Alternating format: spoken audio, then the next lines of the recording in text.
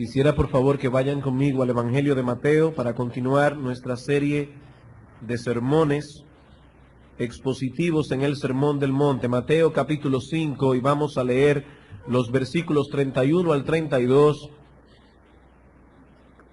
antes de ir a la presencia del Señor en oración. Mateo capítulo 5, versículos 31 al 32.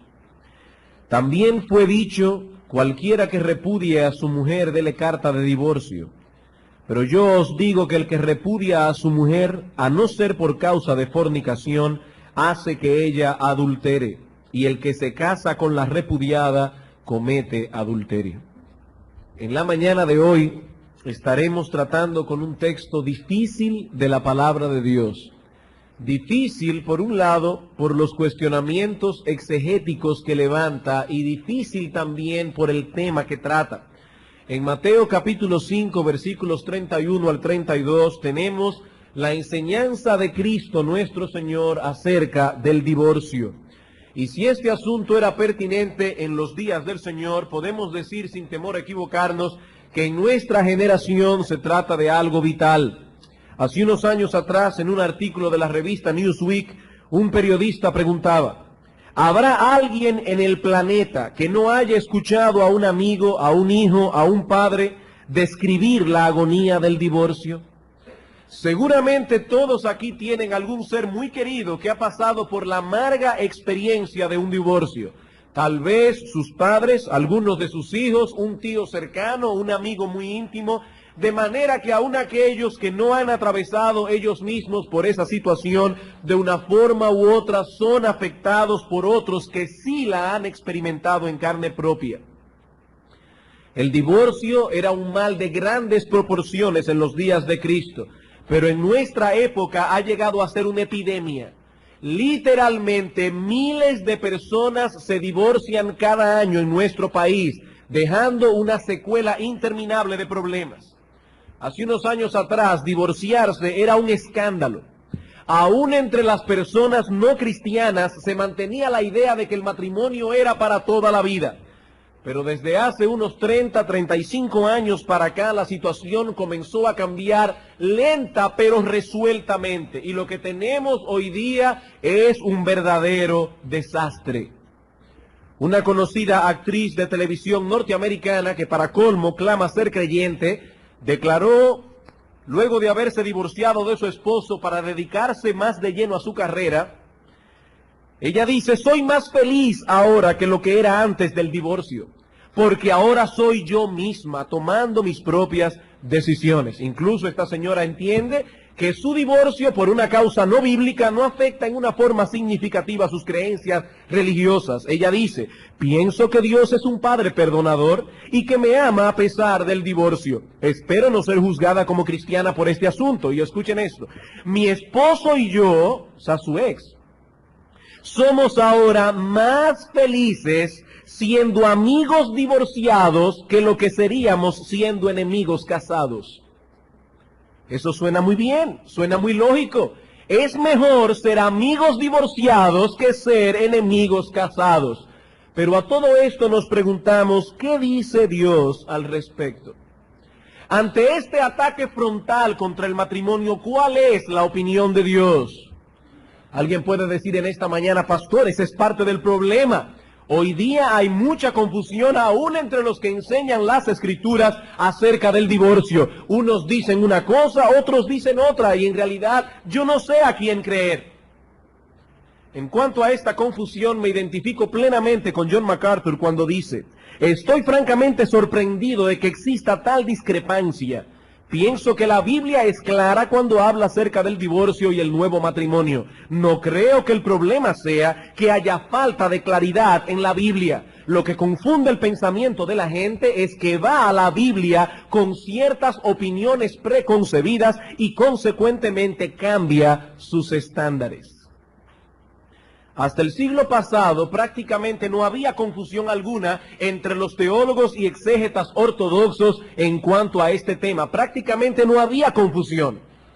Pero a medida que el divorcio o que los divorcios fueron aumentando, sobre todo en la segunda mitad de este siglo, algunos comenzaron a reaccionar. Y como casi nunca las reacciones son buenas, ahora nos encontramos en el medio de dos posiciones extremas, dos posiciones que deben ser rechazadas. En primer lugar, tenemos a aquellos que nos dicen que no hay divorcio bajo ninguna circunstancia. Todo divorcio es incorrecto, sea por la causa que fuere. De modo que si alguno llega al conocimiento de Cristo ya divorciado y no tiene la posibilidad de arreglarse con su ex, con su cónyuge anterior, debido a que éste ya se casó con otra, esa persona debe quedarse como está para el resto de su vida o hasta que su cónyuge anterior muera. En el otro extremo, tenemos a aquellos que piensan que la enseñanza bíblica debe ser revisada y acomodada a nuestra situación actual. Debemos ser realistas, nos dicen esta gente. Los divorcios irán cada vez más y más en aumento. Y si queremos ministrar a nuestra generación, no debemos ser tan rígidos en este asunto. Así que por un lado, tenemos a aquellos que quieren subir los estándares bíblicos y por el otro lado, aquellos que quieren rebajarlos. Pero una vez más nos preguntamos, ¿qué dice Dios? ¿Es realmente tan confusa la enseñanza bíblica al respecto? Como espero que veamos este domingo y el próximo, hermanos, no existe tal confusión. No existe tal confusión. La enseñanza bíblica general es clara, clarísima, aun cuando sea difícil en ocasiones aplicar la enseñanza general a ciertos casos particulares. El hecho de que encontramos cierta dificultad en aplicar una enseñanza bíblica a ciertos casos, eso de ningún modo quiere decir que la enseñanza sea confusa. Siempre aparecerán casos particulares que serán difíciles de discernir, pero esto no ocurre, hermanos, únicamente con el tema del divorcio, ocurre con muchas otras enseñanzas de la palabra de Dios. Tenemos una enseñanza general aquí que está muy clara, pero a la hora de aplicar ese principio en ciertos, no en todos, en ciertos casos difíciles, no siempre está tan claro qué es lo que se debe hacer. Necesitamos mucha sabiduría para tratar con cada caso. Hermanos, muchas veces cometemos el error de abordar el tema del divorcio tomando algunos ejemplos específicos como punto de partida, y eso es equivocado, eso está mal. Ah, pero ¿qué dicen ustedes cuando tienen que aconsejar a una mujer cuyo esposo es cruel, áspero con ella, etcétera? ¿La condenarán a quedarse viviendo con ese patán para el resto de su vida? Entonces vienen los otros, los que desean subir los estándares, y dicen, ¿y qué de este otro caso? Y así siguen poniendo ejemplo tras ejemplo. Eso fue lo que hicieron los saduceos con Cristo. Estos hombres no creían en la resurrección. No basados en un argumento escritural, sino en un problema lógico. Ah, Señor, ¿qué dices tú de un hombre que se casa con una mujer y muere dejándola sin hijos? Y la ley de Moisés dice que se debe casar con el hermano, la ley del levirato. Se casa con el hermano y el hermano también muere sin hijos. Se casa con el otro hermano y así con los 7. En la resurrección, ¿de cuál de ellos será esposa? Porque los 7 la tuvieron por mujer. Un problema lógico. Pero Cristo dice, erráis desconociendo el poder de Dios y las Escrituras. No me pongan casos lógicos. Vamos a la Escritura. Vamos a ver cuál es la enseñanza general de la palabra de Dios. Y entonces vamos a ver esos casos a la luz de la enseñanza general. Pero no comencemos al revés. Yo no estoy diciendo con esto, hermanos, que todo aquel que difiera de nuestra posición es porque esté abordando el tema usando la lógica y no la Escritura. No. Lo que estoy diciendo es que no debemos cometer ese error, que no debemos abordar este tema comenzando con los casos particulares. No, debemos ir a la Escritura, establecer la enseñanza y entonces ver cómo se aplica la enseñanza al caso específico que nos concierne. Y eso es exactamente lo que pretendo hacer este domingo y el próximo. Pero antes de pasar a considerar nuestro texto, debo hacer una aclaración adicional. El asunto del divorcio ha generado tanta controversia, y sobre todo en los últimos años, que muchas veces se pierde de vista la enseñanza esencial que el Señor intentó transmitir en Mateo 5:31 y en su texto paralelo, Mateo capítulo 19. Y por lo tanto debo decir que no solo es importante lo que estos textos enseñan acerca del divorcio, incluso me atrevería a decir que ni siquiera es lo más importante. Lo importante es lo que enseñan estos textos acerca del matrimonio. Y no quisiera que nos enfrascáramos de tal modo en esta controversia que perdamos de vista la enseñanza esencial de nuestro pasaje. En el sermón de hoy trataremos con 3 puntos básicos. En primer lugar, veremos la enseñanza de la ley mosaica acerca del divorcio. En segundo lugar, cómo interpretaban los escribas y fariseos el contenido de la ley mosaica. Y finalmente, la enseñanza de Cristo al respecto. Y quiero pedir, hermanos amados en el Señor, que afinen vuestro intelecto lo más que pueda, porque creo que hasta el día de hoy, en la serie que hemos estado exponiendo del Sermón del Monte, no habíamos llegado a un tema más complicado. Así que quiero pedirles, hermanos, vuestra atención, vuestra máxima atención. Quiero pedirles cada una de vuestras neuronas cerebrales para que podamos entender qué es lo que vamos a impartir en esta mañana. Comencemos entonces, en primer lugar, viendo la ley de Moisés y el divorcio. El Señor introduce su enseñanza en el versículo 31 usando una vez más la frase característica que aparece vez tras vez en este pasaje. Oísteis que fue dicho, o como aparece aquí, también fue dicho. De esta manera el Señor estaba haciendo referencia a la forma tradicional como los maestros de Israel interpretaban la ley y que los escribas y fariseos seguían al pie de la letra. Recuerden, hermanos, el Señor no tenía ningún conflicto con Moisés. Hace unos domingos atrás vimos cuál era la posición de Cristo con respecto a la ley mosaica y más aún con respecto a todo el Antiguo Testamento, versículo 17. No penséis que he venido para abrogar la ley o los profetas. No he venido para abrogar, sino para cumplir. No hay conflicto entonces entre Cristo, la ley y los profetas. El conflicto era más bien entre Cristo y la interpretación tradicional del Antiguo Testamento aceptada por los escribas y fariseos. Y en el versículo 31 encontramos un resumen de esta enseñanza. También fue dicho, cualquiera que repudie a su mujer, que se divorcie, quiera divorciarse de su mujer, dele carta de divorcio. Estas palabras supuestamente interpretaban y resumían lo que la ley de Moisés enseñaba acerca del divorcio. Pero cuando estudiamos lo que la ley dice al respecto, nos damos cuenta que esto fue más bien una fatal tergiversación de lo que Moisés escribió allí. ¿Cuál es el texto del Antiguo Testamento, o más específicamente de la ley, que trata acerca del divorcio? Deuteronomio capítulo 24, versículos 1 al 4. Deuteronomio capítulo 24, versículos 1 al 4. Es a este texto que el Señor está haciendo referencia en Mateo capítulo 5, versículo 31. Dice aquí, cuando alguno tomare mujer y se casare con ella, si no le agradare por haber hallado en ella alguna cosa indecente, le escribirá carta de divorcio y se la entregará en su mano y la despedirá de su casa. Y salida de su casa podrá ir y casarse con otro hombre. Pero si la aborreciere este último y le escribiere a su vez carta de divorcio y se la entregara en su mano y la despidiere de su casa, o si hubiere muerto el postrer hombre que la tomó por mujer, no podrá su primer marido que la despidió volverla a tomar para que sea su mujer después que fue envilecida, porque es abominación delante de Jehová, y no has de pervertir la tierra que Jehová tu Dios te da por heredad.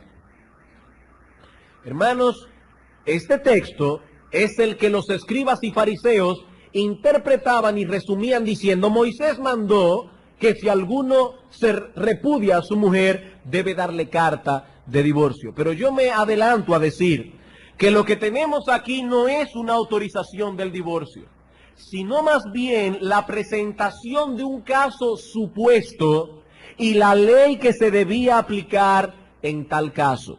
Es una proposición condicional en el que se establecen ciertas consecuencias en caso de darse tales condiciones. Y para comprender el significado de este texto es necesario hacer algunas aclaraciones gramaticales, netamente gramaticales. En este tipo de proposiciones, donde hay una condición y las consecuencias que vendrían en caso de darse tal condición, a la primera parte gramaticalmente se le llama prótosis y a la segunda parte se le llama apódosis. Por ejemplo, supongamos que yo digo a un niño, si te portas bien, te llevo a comer helado. En ese caso, la prótosis sería, si te portas bien. Esa es la condición que se ha puesto. Y la apódosis sería, te llevo a comer helado. Hay una condición y una consecuencia en caso de que se diera tal condición. Bien.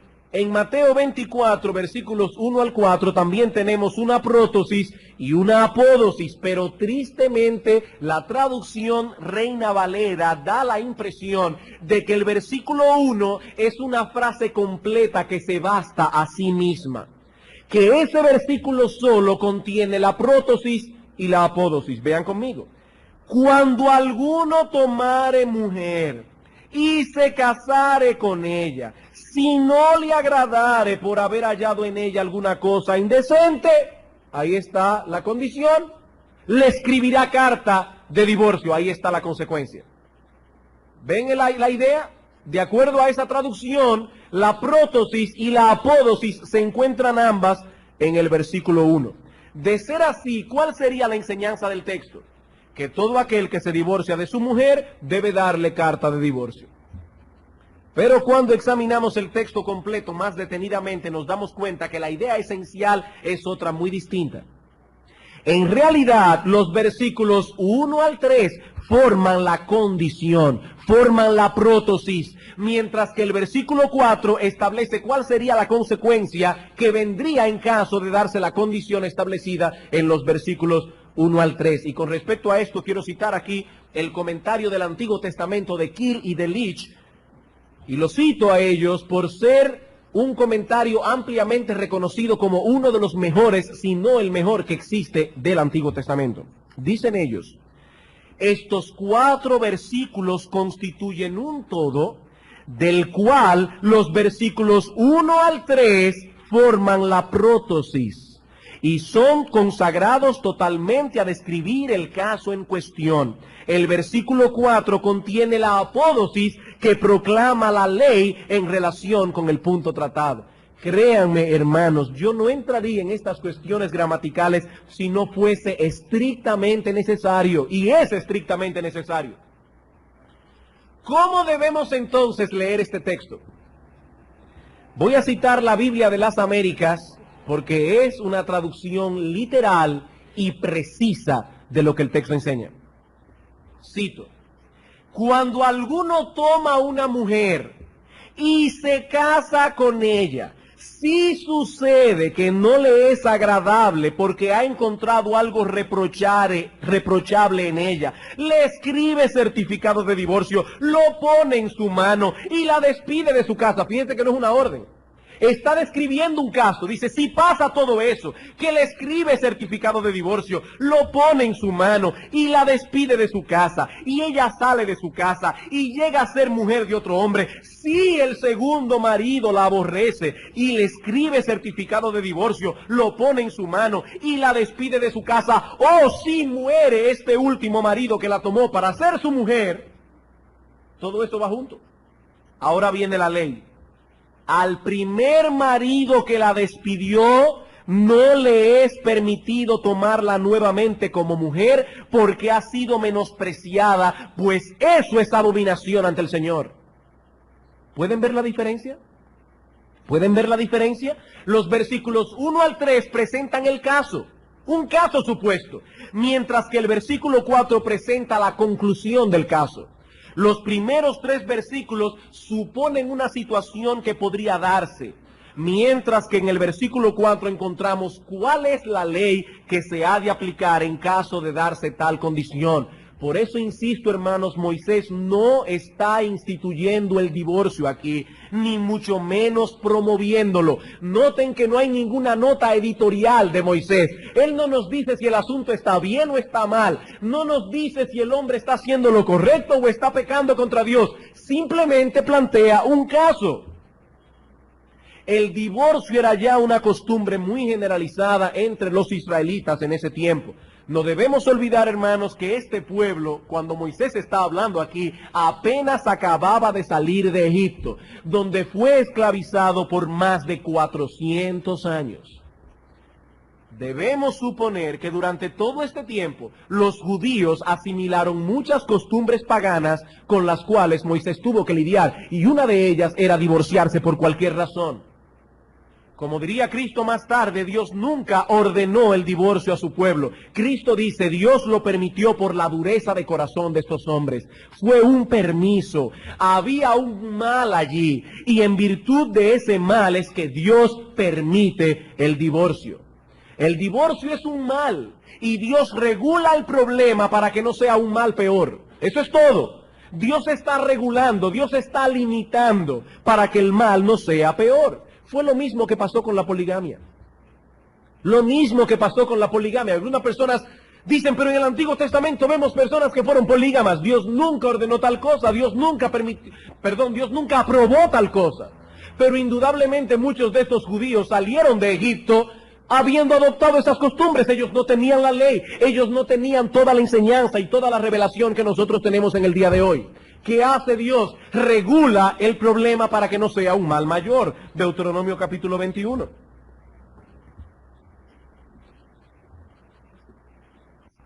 Aquí tenemos el mismo caso. Versículo 15. Si un hombre tuviere dos mujeres.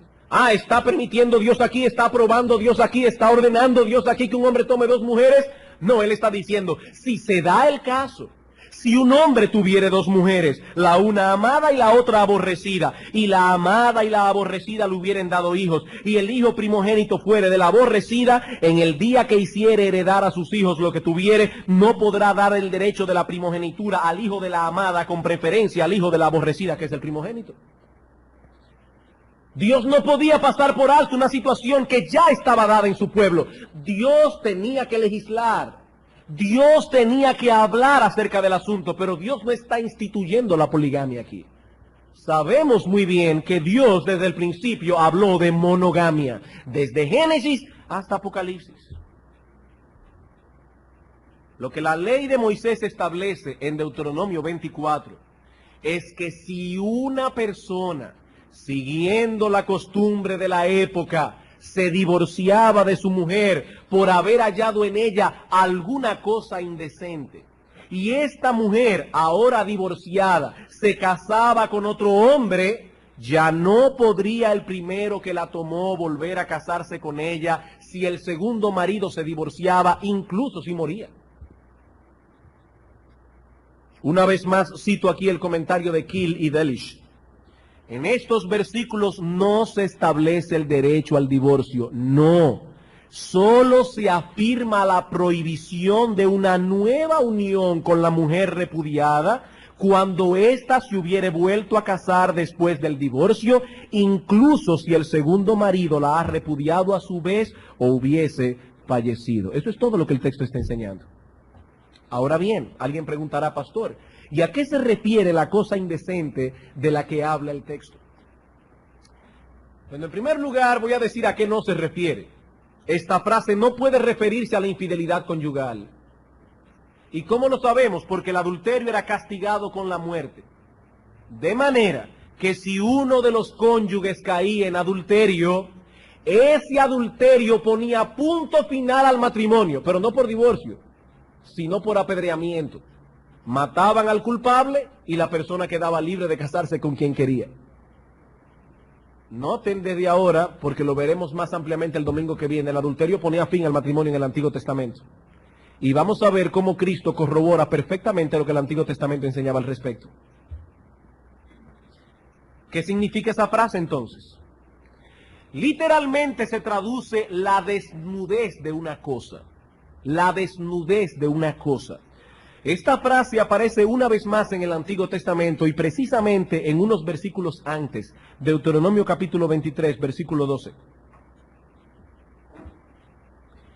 Tendrás un lugar fuera del campamento a donde salgas. Tendrás también entre tus armas una estaca. Y cuando estuvieres allí fuera, acabarás con ella, y luego al volverte cubrirás tu excremento. Porque Jehová tu Dios anda en medio de tu campamento para librarte y para entregar a tus enemigos delante de ti. Por tanto, tu campamento ha de ser santo, para que Él no vea en ti cosa inmunda, aquí está la palabra, y se vuelva en pos de ti. Aquí se está hablando de la desnudez del excremento. Dice, cubre el excremento para que no haya en tu campamento ninguna cosa inmunda. La misma fraseología que aparece en el texto hebreo en Deuteronomio 23 es la que aparece en Deuteronomio 24. Adicionalmente debemos señalar que la palabra hebrea que aquí se traduce indecente o en otros lugares reprochable o vergonzosa aparece en otros contextos, y no voy a citar aquí todos los textos, pero relacionado con una exhibición vergonzosa del cuerpo. Una exhibición vergonzosa del cuerpo, falta de pudor, falta de modestia. ¿Qué es entonces lo que el texto está enseñando? Bueno, es probable, y subrayo la palabra probable, es probable que por la severidad impuesta sobre el adulterio, la pena capital, algunas mujeres se comportaban de una manera indecorosa frente a otros hombres, de una manera coqueta, pero sin llegar al adulterio mismo, sin llegar a la infidelidad. Esa conducta embarazosa para el marido provocaba que algunos se decidieran poner fin al matrimonio por medio del divorcio, ya que la mujer en cuestión no había cometido adulterio físicamente y por lo tanto no podía ser acusada ni apedreada. Este hombre quería salir de su mujer y no podía aplicar la ley de la adúltera contra ella porque ella no había cometido adulterio. Entonces se divorciaba de ella sin tener que apedrearla por haber hallado en ella alguna cosa indecente. Aunque debo ser honesto y repetir que esto es una mera probabilidad, muchos buenos exégetas y teólogos opinan de ese modo, pero la frase es oscura. La frase es oscura. ¿Qué sucedía si luego de haberle entregado la carta de divorcio, pasan unos meses y la mujer no se ha casado todavía? Ni el hombre tampoco. ¿Podrían ellos reconsiderar el asunto y volverse a casar? La respuesta es sí. Sí. Siempre y cuando la mujer no se casara de nuevo, las puertas estaban abiertas para una reconciliación. Pero si se casaba de nuevo, ya no habría oportunidad de ningún modo, aún su segundo esposo muriera. Noten, hermanos, lo que la ley hizo fue restringir el divorcio. El divorcio ya existía, el mal ya estaba presente allí. Lo que hace la ley es restringirlo. Dios toleró esta práctica por la dureza del corazón de ellos, dice el Señor, pero estableció esta ley para hacerles ver la seriedad que conllevaba tomar esta decisión. Es como si Dios estuviese diciendo, piénsenlo bien, divorciarse no es un juego, no puedes dejar a tu mujer, irte por ahí, que ella se case con otro y entonces tomarla de nuevo como esposa. Eso no se puede. Esa es la enseñanza básica de la ley con respecto al divorcio. Hermanos, Dios nunca instituyó el divorcio en el Antiguo Testamento. Malaquías capítulo 2, versículo 16.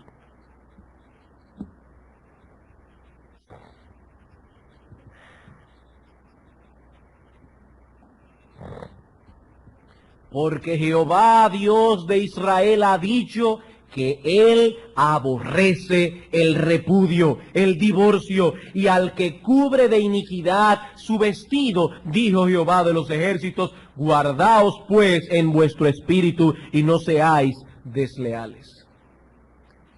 Como pueden ver, hermanos, la ley no instituyó tal cosa. El divorcio ya existía cuando la ley fue promulgada. Dios lo toleró por la situación imperante en Israel y por la dureza del corazón del pueblo. Lo que hace Deuteronomio 24 es establecer ciertos límites con el propósito de limitar el uso del divorcio e impedir que se abuse de él.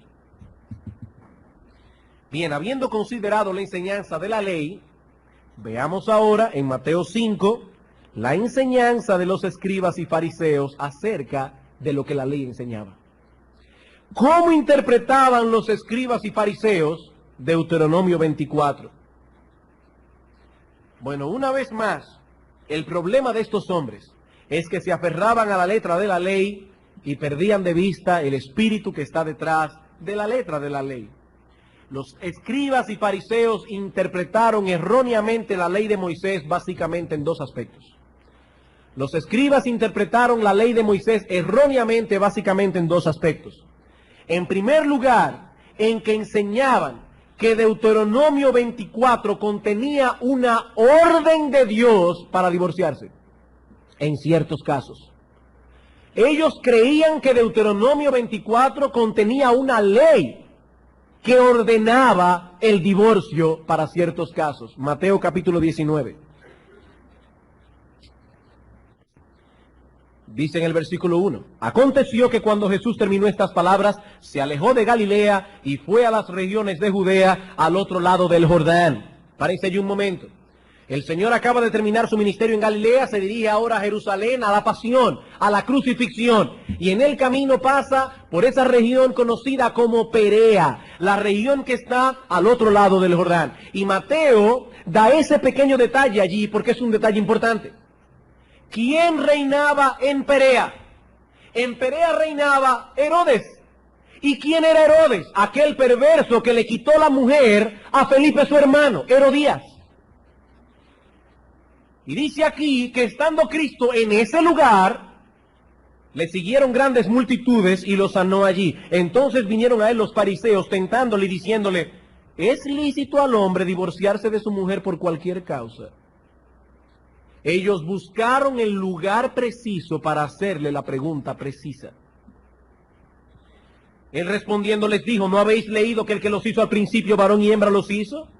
Y dijo, por esto el hombre dejará padre y madre y se unirá a su mujer y los dos serán una sola carne, así que no son ya más dos, sino una sola carne. Por tanto, lo que Dios juntó, que no lo separe el hombre. Le dijeron, ¿por qué pues mandó Moisés dar carta de divorcio y repudiarla? Él les dijo, por la dureza de vuestro corazón Moisés os permitió repudiar a vuestras mujeres, mas al principio no fue así. En otras palabras, ese no fue el diseño original de Dios. Noten el contraste entre mandó y permitió. ¿Por qué Moisés lo mandó? El Señor dice, no. Moisés lo permitió. Dios condesciende con la dureza de corazón de su pueblo, de manera que permite el divorcio y lo regula para evitar un mal mayor. Pero Dios no mandó, Dios no instituyó, Dios no aprobó ni ordenó el divorcio bajo ninguna circunstancia. Dios no ordenó tal cosa, simplemente lo permitió. Ahí estaba el primer gran error de los fariseos. Dios nunca mandó el divorcio. Simplemente lo permitió, como permitió la poligamia, como permitió la esclavitud. Simplemente lo permitió y lo reguló como reguló aquellas cosas para evitar un mal mayor en medio de su pueblo. En segundo lugar, los escribas y fariseos erraban en que lo único que veían en Deuteronomio 24 era un mandamiento con respecto a la carta de divorcio. Como si todo el propósito de la ley fuese que el marido le diera a la esposa repudiada un documento que atestiguara que ella fue despedida legítimamente. Mateo 5:31. Noten la enseñanza. También fue dicho, cualquiera que repudie a su mujer, dele carta de divorcio. Mientras se le diera a la parte repudiada una carta legal, no había ningún problema. La ley se había cumplido. De hecho, los fariseos se afanaban porque esa carta de divorcio fuese lo más precisa posible. Toda su preocupación giraba en torno a ese documento legal. La causa del divorcio no era tan importante. Lo que importaba era la carta. ¿Y cuáles eran las razones por las que un hombre judío podía divorciarse de su mujer? Bueno, aquí las opiniones estaban muy divididas en el pueblo de Israel. Un grupo decía que únicamente el adulterio, la escuela de Shammai, que esa era la cosa indecente de la que habla Moisés en Deuteronomio 24. Pero ya vimos que eso no puede ser. El adulterio era penado con la muerte. Por lo tanto, la escuela de Shammai no tenía la razón. Otros llegaban a decir que la cosa indecente que aparece en Deuteronomio 24 se refería a cualquier cosa que la mujer hiciera que fuera desagradable a los ojos del marido. Por ejemplo, esa era la escuela de Hillel y otro rabino llamado Akiva. Por ejemplo, si una mujer quemaba el pan, eso era vergonzoso. ¿Cómo es posible que una mujer dejara quemar el pan en el horno? Y por lo tanto, esa era una razón válida para divorciarse.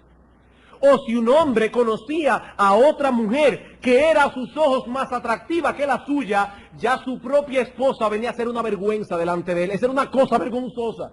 Y por lo tanto era una razón para divorciarse. Si la esposa hablaba mal de la suegra, eso era una cosa vergonzosa, motivo de divorcio. Si la mujer peleaba con el marido y usaba una voz tan alta que se oía en la casa del vecino, eso era una cosa vergonzosa, motivo de divorcio. Y el historiador Flavio Josefo incluye el mal aliento como parte de esas cosas indecentes. Todo eso, de acuerdo a estos rabinos, era motivo de divorcio. Como pueden ver, en realidad, ya el asunto no era tan importante como el hecho de que el hombre le expidiera una carta legal a la mujer repudiada. Eso sí era importante. La causa, ya eso podemos discutirlo después. El punto es que el que repudia a su mujer debe darle carta de divorcio. Siempre y cuando se llevara a cabo ese proceso, no había nada de qué preocuparse en cuanto a la ley de Dios. Así que mientras Moisés restringió el divorcio, los fariseos más bien lo promovían. En medio de todo este panorama, ¿cuál fue la opinión de nuestro Señor Jesucristo? Esto nos lleva a nuestro tercer punto, la enseñanza de Cristo acerca del divorcio. Mateo capítulo 5, versículo 32. Pero yo os digo, aquí viene el contraste, esto es lo que ustedes han oído. Ahora escúchenme bien. Yo soy el Dios encarnado, yo soy el dador de la ley, yo fui quien promulgué la ley en el Sinaí, solo yo sé cómo se interpreta, y escuchen bien ahora. Pero yo os digo, dice Cristo, que el que repudia a su mujer, a no ser por causa de fornicación, hace que ella adultere. Y el que se casa con la repudiada, comete adulterio. Mateo capítulo 19 otra vez. El texto paralelo, 19:9. Y yo os digo que cualquiera que repudia a su mujer, salvo por causa de fornicación, y se casa con otra, adultera. Y el que se casa con la repudiada, adultera. Aquí se pone el adulterio tanto con la mujer como con el hombre. Cualquiera de los dos que se vuelvan a casar, si el divorcio no fue por causa de fornicación, están cometiendo adulterio. Con pocas variantes, estos textos enseñan lo mismo en esencia. Y dado que Mateo 19 es el más extenso de los dos, quisiéramos ver la enseñanza del Señor a la luz de este pasaje principalmente. Recuerden, hermanos, que la enseñanza de Cristo aquí surge como respuesta a la pregunta de los fariseos en el versículo 3. ¿Cuál fue la pregunta? ¿Es lícito al hombre repudiar a su mujer por cualquier causa? La respuesta del Señor en el versículo 4. ¿No habéis leído que el que los hizo al principio, varón y hembra, los hizo? Yo imagino lo que debe haber molestado a estos escribas y fariseos cada vez que el Señor le decía, ¿y ustedes no han leído lo que dice la Biblia? Estos hombres se ufanaban de conocer la Biblia de cabo a rabo, desde la letra inicial hasta la letra final. Y Cristo dice, pero ¿cómo ustedes me hacen una pregunta tan evidente? ¿Ven, hermanos, que la enseñanza de la Biblia no es tan confusa como enseñan algunos en el día de hoy? No, no es tan confusa. Cristo dice, eso está claro. Eso está claro. El Señor lleva a estos hombres al origen de la institución matrimonial. Si vemos el matrimonio a la luz de su institución original, podremos arribar a una visión más apropiada acerca del matrimonio y consecuentemente acerca del divorcio. Lo primero que el Señor recalca aquí es que el matrimonio es una institución divina. Dice, ¿no habéis leído que el que los hizo? ¿Quién los hizo? Dios los hizo. Y los hizo varón y hembra. Por tanto, ya no son más dos. Dios los juntó. El matrimonio es una institución divina. Solo Dios tiene derecho a establecer las reglas que han de regir el matrimonio, ya que Él posee los derechos de autor. Él creó el matrimonio. Él y solo Él sabe cómo funciona. Él y solo Él tiene derecho a legislar al respecto. En segundo lugar, este texto nos enseña que el matrimonio es básicamente la unión de un hombre y de una mujer para hacer una sola carne. Dijo, versículo 5, por esto el hombre dejará a padre y madre y se unirá a su mujer, y los dos serán una sola carne. Y la palabra hebrea que se usa en el texto original, así como la palabra griega que se usa en el Nuevo Testamento, incluye aquí o define una unidad sumamente poderosa, sumamente poderosa. Cuando usted toma una madera y la pega con ese pegamento que se usa para la madera, bien pegada, y usted trata luego de que ya está bien pegada, trata de separarla, ¿qué va a pasar? Que nunca volverá a separarse por la juntura. Una de las dos maderas quedará rota. El Señor está diciendo aquí, Dios los juntó. Por medio del matrimonio estos dos se convierten en uno, espiritual, social y sexualmente. El hombre y la mujer quedan adheridos el uno al otro. ¿A qué conclusión nos lleva esto? Versículo 6. Así que ya no son más dos, sino una sola carne. Por tanto, he aquí la conclusión. Lo que Dios juntó, que no lo separe el hombre. Cuando un hombre y una mujer vienen a ser uno a través del vínculo sagrado del matrimonio, Dios pone su sello sobre tal unión y por lo tanto ningún hombre tiene derecho a nulificarla. Ninguna de las razones por las que estos hombres se divorciaban de sus mujeres era correcta. Ahora bien, dice Cristo, hay una sola cosa, aparte de la muerte, que puede disolver el matrimonio. ¿Cuál es? Versículo 9. Y yo os digo que cualquiera que repudia a su mujer, excepto a no ser salvo por causa de fornicación, y se casa con otra, adultera. Y el que se casa con la repudiada, adultera. El Señor está diciendo, hay una sola cosa, aparte de la muerte, que puede disolver un matrimonio, que es la fornicación, el adulterio. Hermanos, ¿qué es un divorcio? Un divorcio es una ruptura total del vínculo matrimonial, de tal manera que estas dos personas dejan de ser una, como si nunca antes hubiesen estado casadas. En el Antiguo Testamento el adulterio rompía el vínculo matrimonial. ¿Por qué? Porque el adúltero era apedreado. Pero ¿qué pasó al llegar el Nuevo Testamento? Al llegar el Nuevo Testamento esa ley civil ya no se aplica, la ley civil. Pero el adulterio sigue siendo la única causa que rompe el vínculo. Ya no a través del apedreamiento del culpable, sino a través del divorcio. Eso es básicamente lo que Cristo está enseñando a estos fariseos, hermanos. Y si vamos a ese texto sin ningún prejuicio, eso es lo que vamos a interpretar. Esa es la enseñanza que se cae de la mata del texto. Una vez más vemos que la enseñanza de Cristo concuerda con la del Antiguo Testamento. Mateo 5:17, yo no vine a anular la ley o los profetas. Dios no mandó el divorcio, simplemente lo permitió debido a la situación reinante entre estos judíos que apenas acababan de salir de una situación pagana. Pero eso de ningún modo es una norma a seguir. El divorcio no es el plan de Dios. El ideal de Dios es que solo la muerte rompa el vínculo sagrado. Ese es el ideal de Dios. Hermanos, el hecho de que Cristo haya pronunciado una cláusula de excepción aquí, el hecho de que Cristo haya dado una excepción, eso no elimina la enseñanza esencial de nuestro texto.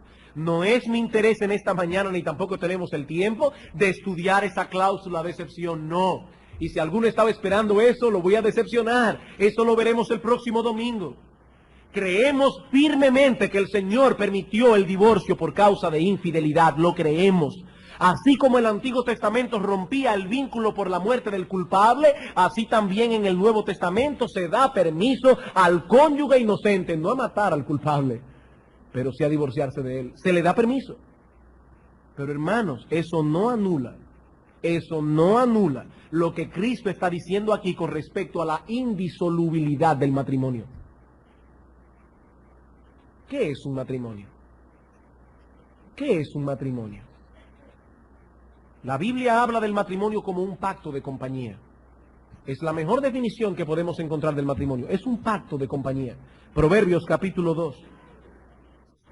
Proverbios capítulo 2, versículos 16 al 17. Aquí tenemos a un padre advirtiendo a su hijo contra las mujeres ligeras.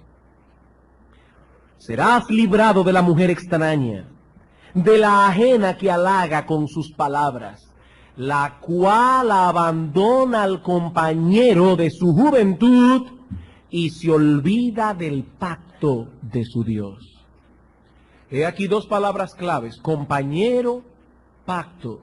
Malaquías capítulo 2.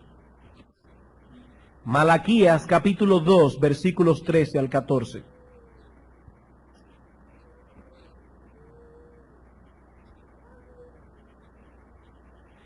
Y esta otra vez haréis cubrir el altar de Jehová de lágrimas, de llanto y de clamor. Así que no miraré más a la ofrenda para aceptarla con gusto de vuestra mano. Mas diréis, ¿por qué?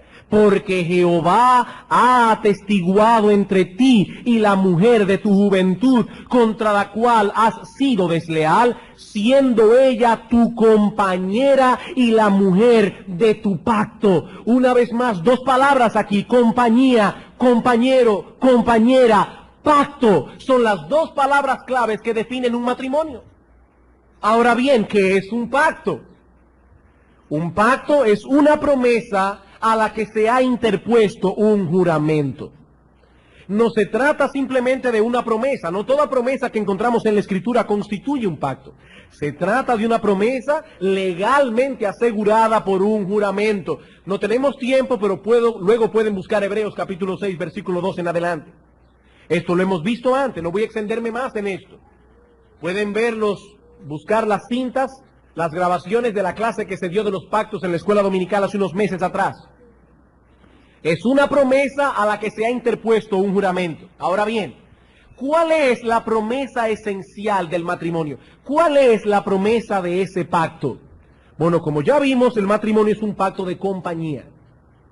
Cada uno de los cónyuges se está comprometiendo, está interponiendo un juramento, un voto legal a su promesa de suplir las necesidades de compañía del otro cónyuge.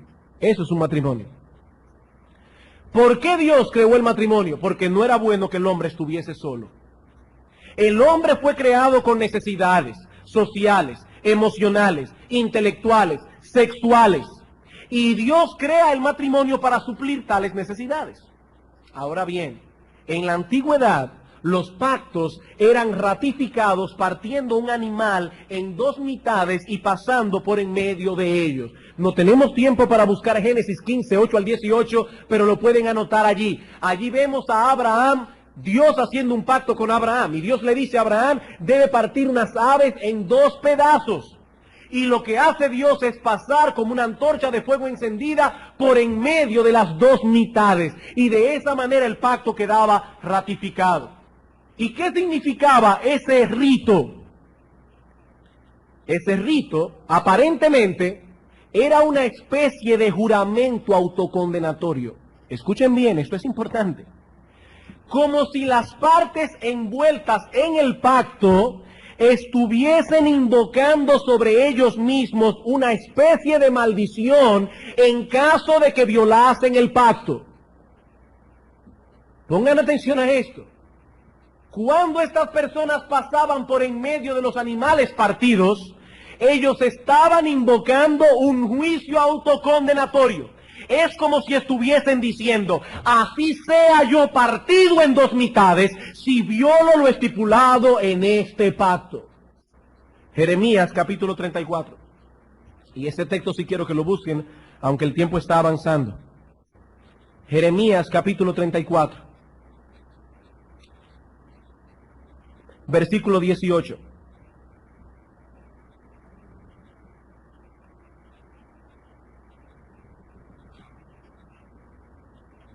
Y entregaré a los hombres que traspasaron mi pacto, que no han llevado a efecto las palabras del pacto que celebraron en mi presencia, dividiendo en dos partes el becerro y pasando por medio de ellas. A los príncipes de Judá y a los príncipes de Jerusalén, a los oficiales y a los sacerdotes y a todo el pueblo de la tierra que pasaron entre las partes del becerro, los entregaré en manos de sus enemigos y en manos de los que buscan su vida, y sus cuerpos muertos serán comida de las aves del cielo y de las bestias de la tierra. Dios está diciendo, traeré maldición sobre vosotros, el juicio autocondenatorio que ustedes juraron sobre sí cuando entraron en pacto conmigo. Hermanos, amigos, el matrimonio no es un juego, el matrimonio es un pacto. El matrimonio es un pacto, algo que encierra una gran solemnidad. Violar las estipulaciones de ese convenio es asegurarse una vida desgraciada. Desgraciada. Mientras los fariseos estaban preocupados por establecer su enseñanza sobre la carta de repudio, el Señor estaba preocupado por el matrimonio, por resaltar la enorme importancia de esta institución divina.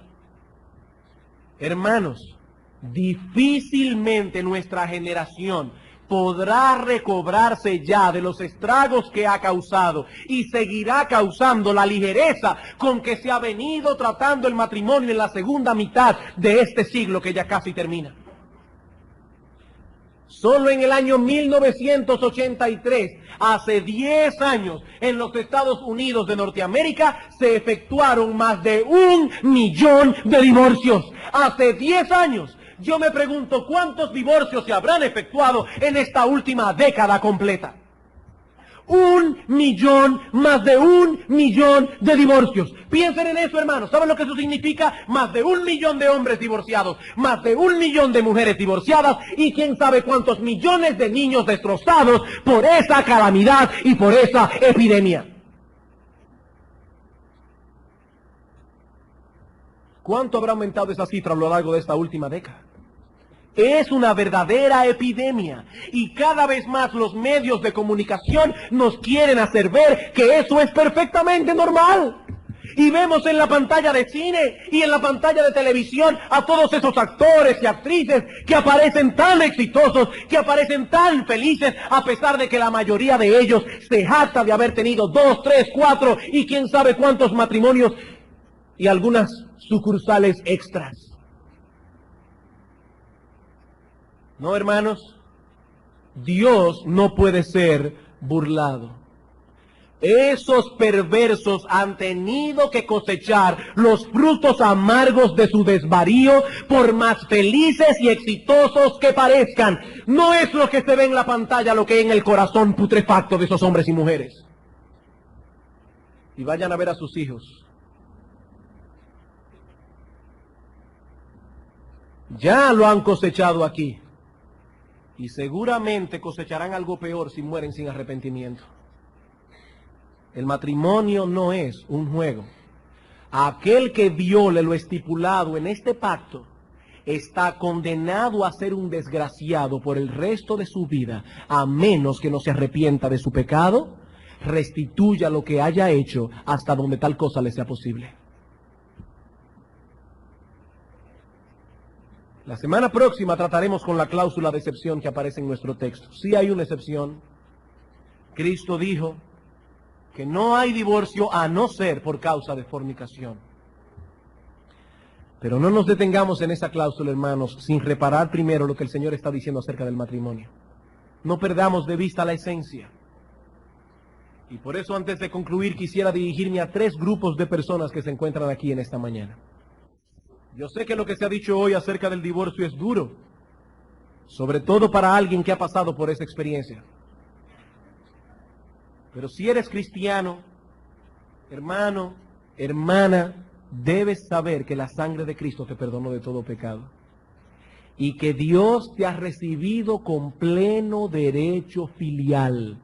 El hecho de que seas divorciado o que seas divorciada no te hace ciudadano de segunda categoría en el reino de Dios. No, hermana, no, hermano, yo no quiero dejarte con una carga de conciencia. Cristo te perdonó. Cristo te aceptó. La sangre de Cristo te limpia de todo pecado. La Biblia no dice que un divorcio injustificado sea un pecado imperdonable. Dice Isaías, si vuestros pecados fueren como la grana, como la nieve serán emblanquecidos. Si fueren rojos como el carmesí, vendrán a ser como blanca lana.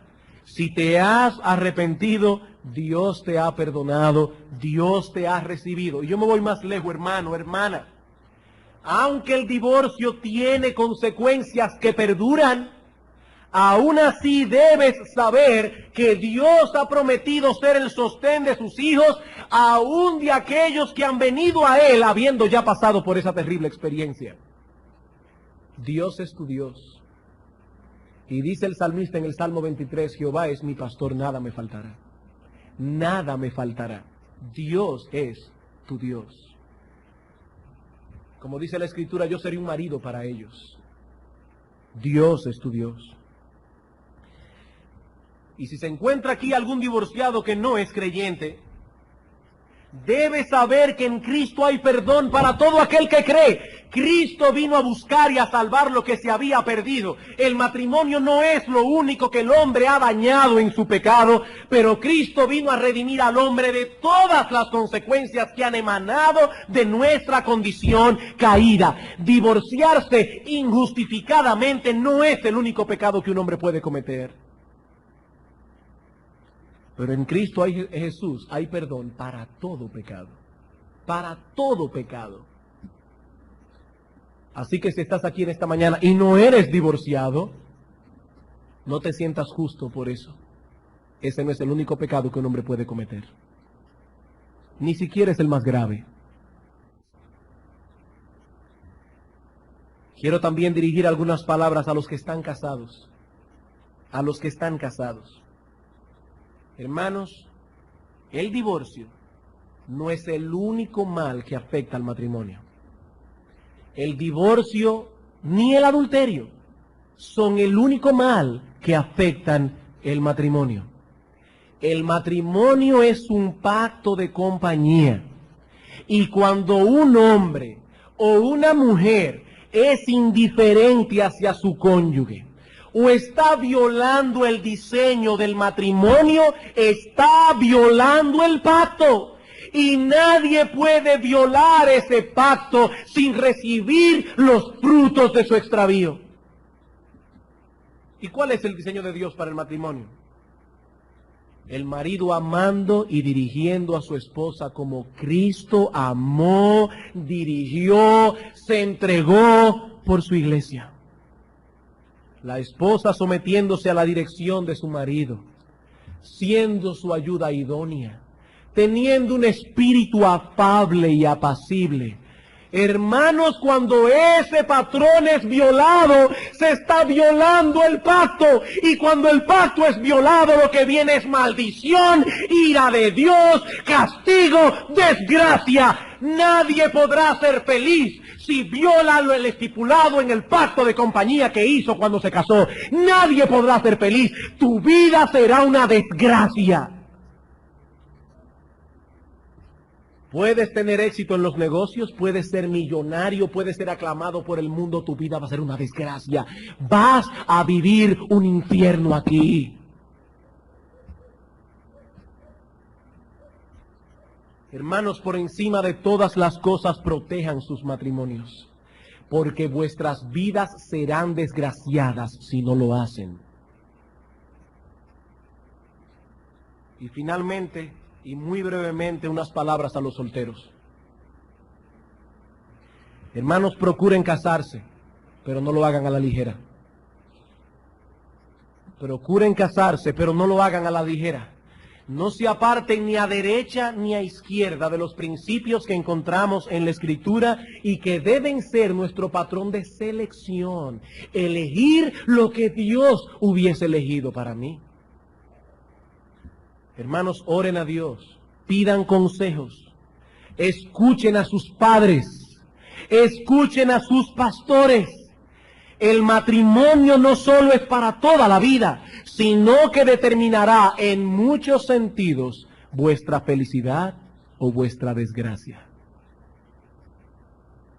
Procuren casarse, hermanos, pero piénsenlo bien. No lo hagan a la ligera. Esto no es un juego, es un pacto de compañía. Vamos a orar. Nos vemos compelidos en esta mañana, oh Señor, a postrarnos delante de ti, primariamente para pedirte perdón por nuestros pecados. Señor, tú has dado al hombre en el matrimonio uno de los regalos más excelsos, quizás el más excelso que tú puedes darle a un hombre aparte de la salvación. Pero cuán descuidados somos muchas veces, oh Señor, con eso que tú nos has regalado. Padre, perdónanos. Perdónanos y permite que estas cosas puedan clavarse en nuestro corazón. Señor, yo te ruego por los divorciados y divorciadas de nuestra iglesia. Y te pido en una forma muy especial que tu Santo Espíritu venga a ellos en esta mañana como espíritu de consolación. Yo te ruego, Señor, que estas cosas que se han dicho no abran heridas innecesarias, porque ese, Señor, no ha sido nuestro deseo. Por el contrario, te pedimos, oh Padre, que tú seas para ellos esposos y esposas, hasta que ellos puedan encontrar, si así está en tu voluntad, a aquel o a aquella que tú has destinado para ellos. Padre, yo te pido por los matrimonios de nuestra congregación, y te suplico que los hermanos y hermanas que están aquí congregados en este lugar, que ellos puedan ver la seriedad de este asunto, que se cuiden, oh Señor, de violentar lo estipulado en este pacto. Te pido por los solteros y solteras, oh Señor, que tú los ayudes a ser juiciosos a la hora de elegir, para que ellos elijan conforme a tu patrón y no al nuestro. Pero finalmente, Padre, yo te pido por todas las personas que están aquí en esta mañana sin Cristo, divorciados, casados, solteros. Señor, yo te ruego que tu Santo Espíritu les haga ver su pecado y que ellos puedan venir en esta mañana clamando delante de tu trono por perdón, clamando que la sangre de Cristo les sea aplicada para que sus pecados puedan ser lavados. Padre, gracias por habernos permitido estudiar tu palabra en esta mañana. Gloria sea tu santo y bendito nombre. En Cristo Jesús. Amén.